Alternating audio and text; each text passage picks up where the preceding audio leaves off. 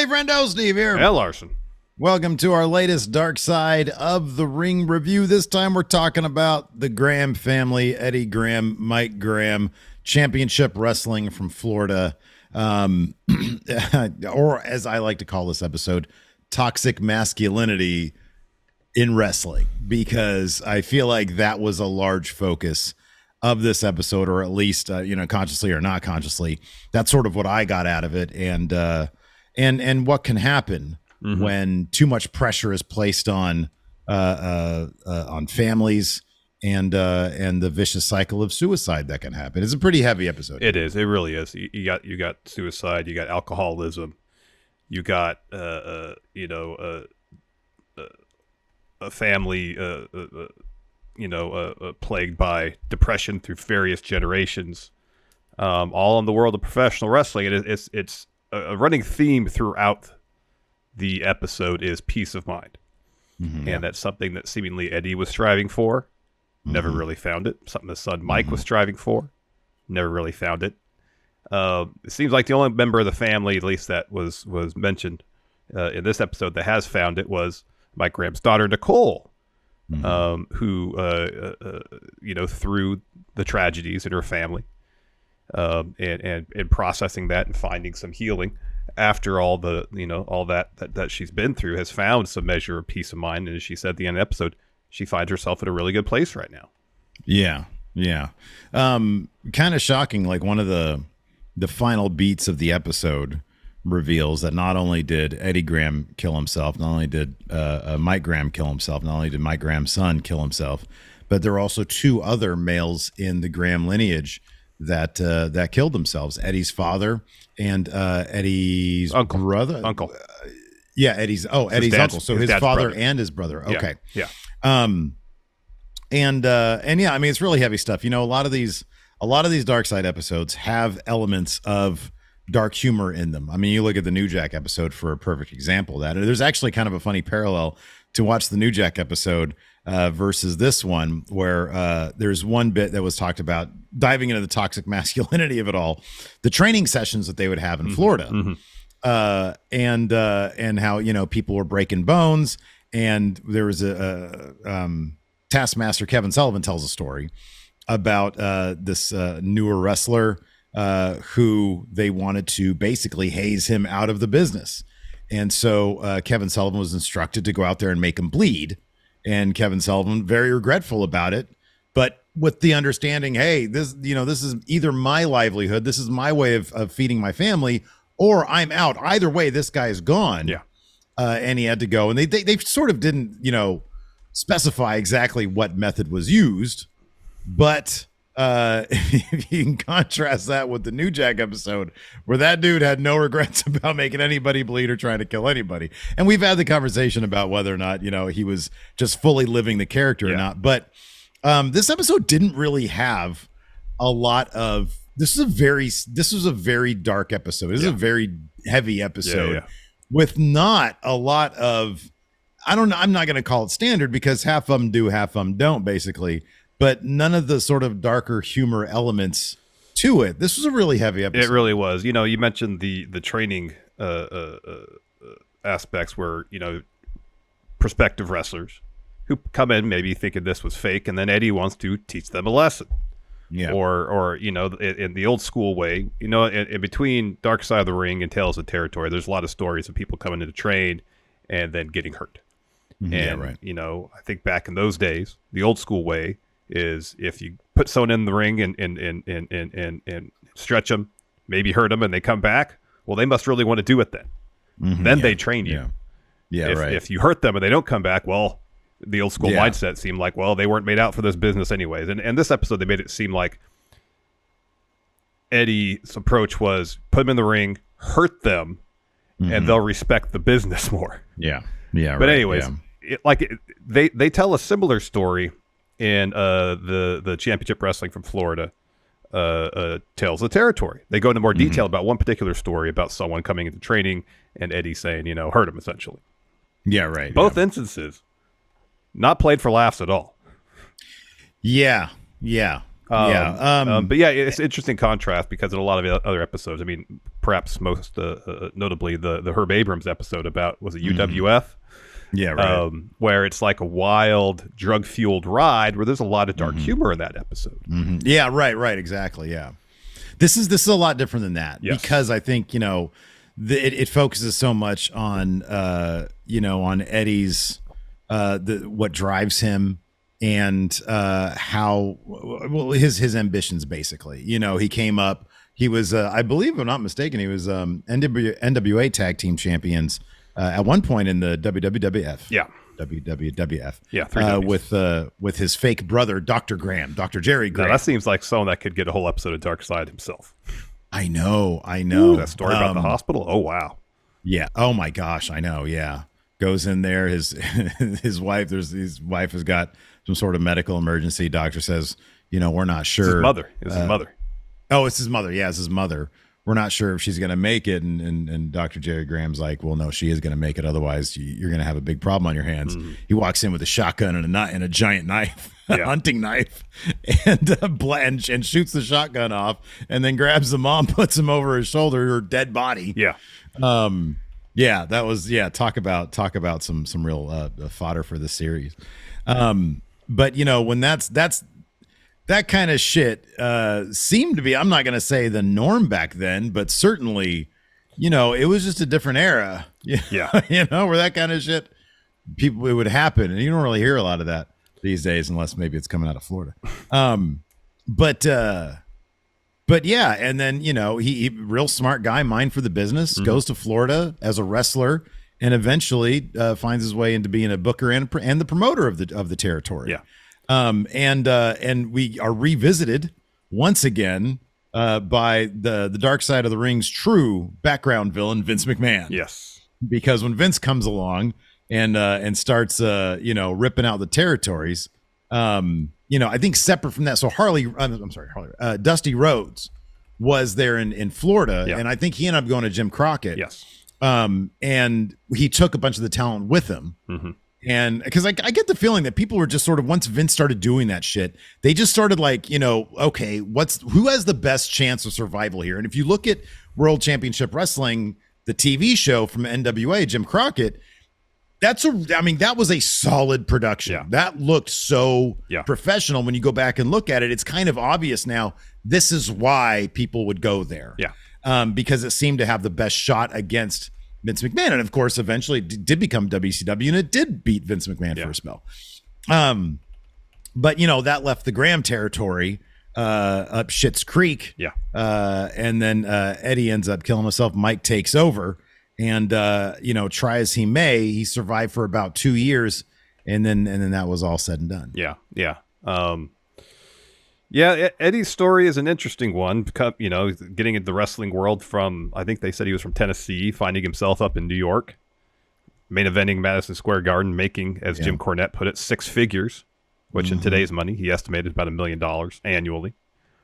Getting tired of his tag team partner because he was too much, moving to Florida to kind of restart his career and end up taking over the territory and being one of the most popular territories in the United States, probably in the 70s. Late 70s and early 80s, thanks to largely Dusty Rhodes. He brought Dusty in. I believe Dusty was his top star.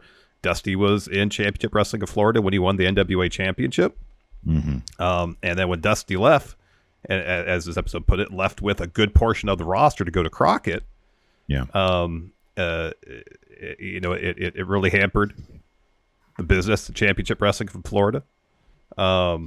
And they really painted those as really dark days for the territory. Yeah. And it's a really sad scene where it's Eddie's 55th birthday and his granddaughter Nicole's there. And she asks him, well, what did you get for your birthday? And he just says 55 years. And she said, looking back at it now, he was saying, I got 55 years of life. Because it was shortly thereafter that he took his own life. Yeah. In a pretty, they I don't want to say leave it up to your imagination. They spare us the details, but evidently he shot himself twice, which, I don't know why, but that extra little detail was a lot because, you don't hear about that very often. No. No. Yeah, it was pretty rough. It is. The whole episode is pretty rough. They get into Mike's career after Championship Wrestling in Florida folded. He was in WCW for a while. It seemed like kind of a player coach type situation, helping the younger talent. Yeah. And then once his wrestling career ended, it seemed like he enjoyed racing boats. Yeah. But he seemingly can never get over the passing of his father. And then his son took his own life.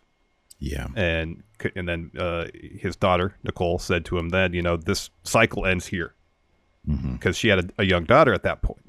And says, I don't, like, none of us, we can't deal with this.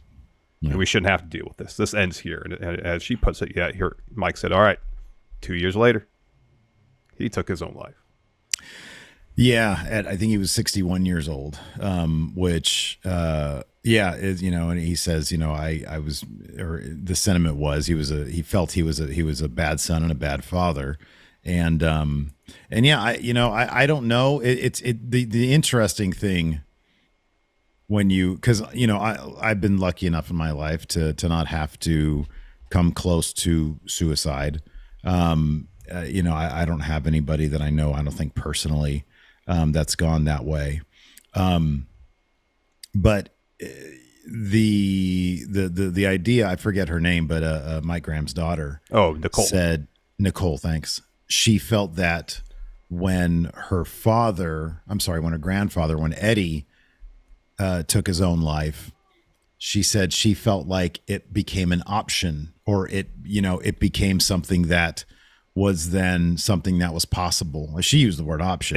It seemed like she was saying it was normalized within the family. That was something you could do. Yeah, that's a good way to put it. Yeah. And I can't think of anything more tragic. I mean, really, you look at, another family in wrestling, the Von Erichs, which were also had a fair share number of suicides, but there was also within the Von Erichs, there was also happenstance tragedy. Yeah. The motorcycle accident with Kerry Von Erich and his foot, the stomach issue that I think David had overseas.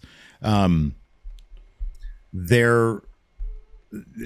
so you could see how tragedy can sort of feed on tragedy. Yeah.